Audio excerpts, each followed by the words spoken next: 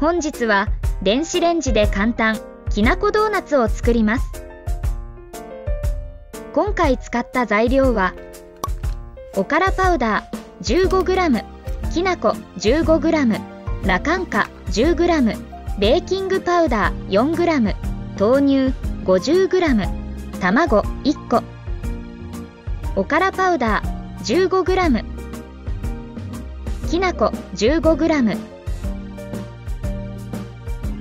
ラカンカ 10g、ベーキングパウダー 4g、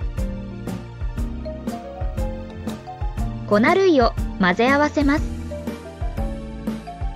豆乳 50g、卵1個、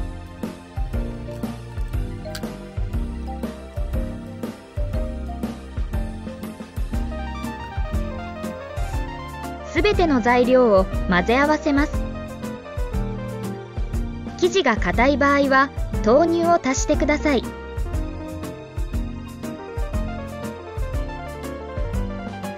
トントンと空気を抜きます。ドーナツ型や小さい器に移します。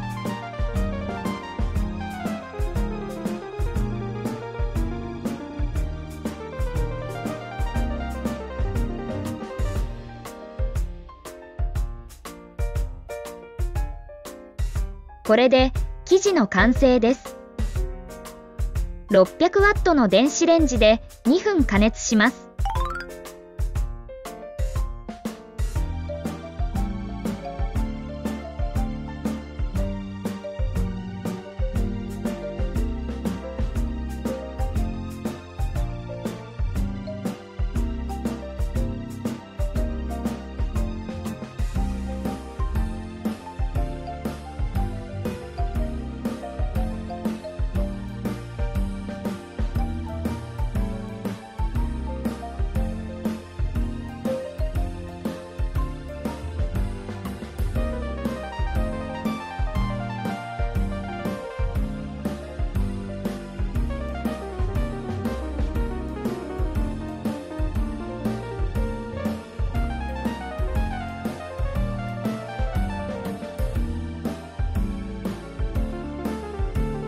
きなこドーナツの完成です。